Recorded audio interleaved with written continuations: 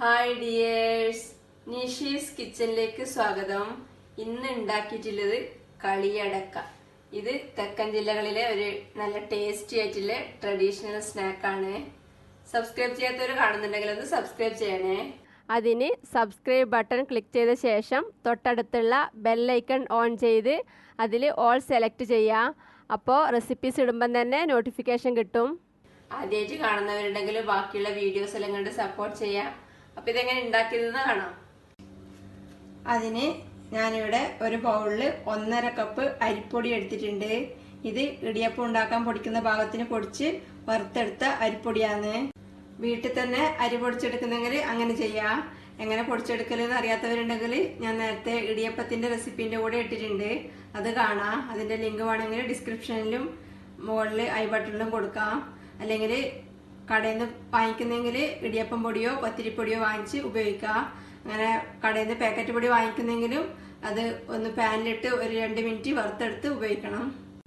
പിന്നെ കുറച്ച് ഫ്രഷ് തേങ്ങ ചിരകിയതും കുറച്ച് ഉഴുന്നുപരിപ്പും വേണം. കൂടാതെ ചെറിയ ജീരകവും ഉപ്പും ബട്ടറും വേണം. ഇനി ഈ ഉഴുന്നുപരിപ്പ് ഒരു പാനിലിട്ട് വറുത്ത് പൊടിച്ചെടുക്കണം. അതിന് ഞാനിവിടെ അടുപ്പത്ത് ഒരു പാൻ വെച്ച് തീ കത്തിച്ചിട്ടുണ്ട്. പാൻ ചൂടാവുമ്പോൾ ഈ ഉഴുന്നുപരിപ്പ് ഇതിലേക്ക് ഇടാം. ഇത് ലൈറ്റ് ബ്രൗൺ നിറാവുന്നത് വരെ ഇളക്കി വറുത്തെടുക്കാം. ഇപ്പോ ഇത് ലൈറ്റ് ബ്രൗൺ നിറായിട്ടുണ്ട്. ഇനി തീ ഓഫ് ചെയ്ത് ഇതൊരു പ്ലേറ്റിലേക്ക് കോരി മാറ്റാം. വറുത്തെടുത്ത ഉഴുന്നുപരിപ്പ് ചൂട് കുറഞ്ഞതിന് ശേഷം മിക്സിയിൽ നന്നായി പൊടിച്ചെടുത്തിട്ടുണ്ട്. ഇതിനി എടുത്തു വെച്ച അരിപ്പൊടിന്റെ കൂടെ ചേർക്കാം. ഇനി ഇതേ ജാറിലേക്ക് നേരത്തെ എടുത്തു വെച്ച തേങ്ങ ചിരകിയതും ചെറിയ ജീരകൂട്ട് ചതച്ച പാകത്തിന് അരച്ചെടുക്കാം. 1/2 ടീസ്പൂൺ ചെറിയ ജീരകം ചേർക്കാം. ഇതിനി വെള്ളം ചേർക്കാതെ ചതച്ച പാകത്തിന് അരച്ചെടുക്കാം. തേങ്ങയും ജീരകവും കൂടെ ചതച്ച പാകത്തിന് അരച്ചെടുത്തിട്ടുണ്ട്. ഇതിന് ഈ അരിപ്പൊടിന്റെ കൂടെ ഇടാം.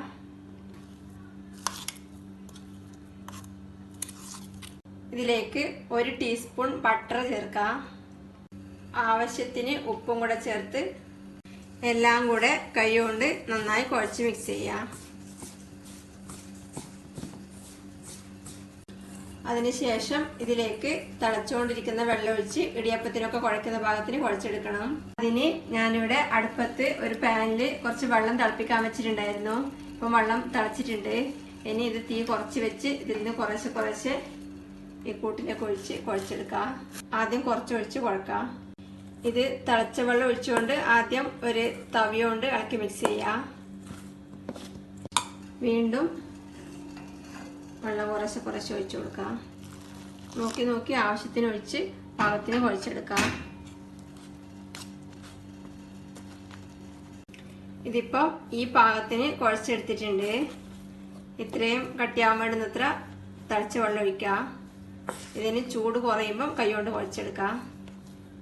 ഇതിപ്പം ചൂട് കുറഞ്ഞിട്ടുണ്ട്. ഇനി കൈകൊണ്ട് നന്നായി കുഴക്കാം.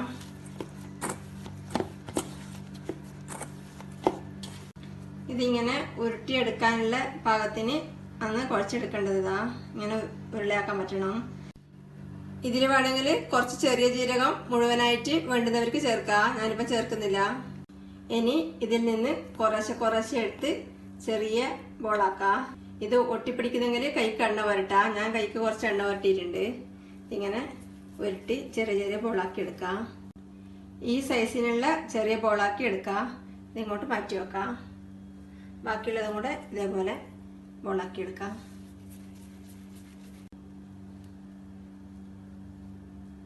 ഞാനിപ്പം കുറച്ചെണ്ണം ഉരുളയാക്കി എടുത്തിട്ടുണ്ട്.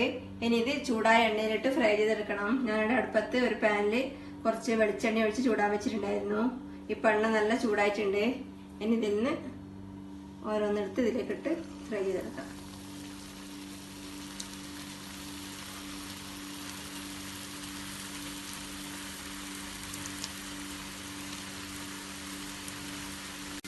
ഇതിങ്ങനെ ഒരു സൈഡ് ഫ്രൈ ആകുമ്പോൾ തിരിച്ചു മറിച്ചുവിട്ട് ഫ്രൈ ചെയ്തെടുക്കാം. ഇതിപ്പം എല്ലാ സൈഡും തിരിച്ചു മറിച്ചുവിട്ട് ആവശ്യത്തിന് ഫ്രൈ ആയിട്ടുണ്ട്. ഇത് എണ്ണയിൽ ഇട്ട് കഴിഞ്ഞാൽ തീ കുറച്ച് വെച്ച് ഫ്രൈ ചെയ്തെടുക്കണം. ഇങ്ങനെ ലൈറ്റ് ബ്രൗൺ നിറാവുമ്പോൾ ഇത് എണ്ണയിൽ നിന്ന് കോരി മാറ്റാം.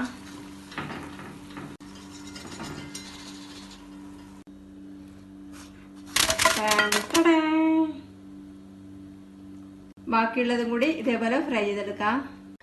കളിയടക്ക എല്ലാം ചുട്ടെടുത്തിട്ടുണ്ട്. ഇതിന് വേറൊരു പ്ലേറ്റിൽ സെർവ് ചെയ്യാം. നല്ല ടേസ്റ്റിയാണ്. എല്ലാവരും ഉണ്ടാക്കി നോക്കിയിട്ട് അഭിപ്രായങ്ങളും നിർദ്ദേശങ്ങളും അറിയിക്കുക. ഇഷ്ടപ്പെട്ടാൽ ലൈക്കും കമന്റും ഷെയറും ഒക്കെ ചെയ്ത് സപ്പോർട്ട് ചെയ്യാം. താങ്ക്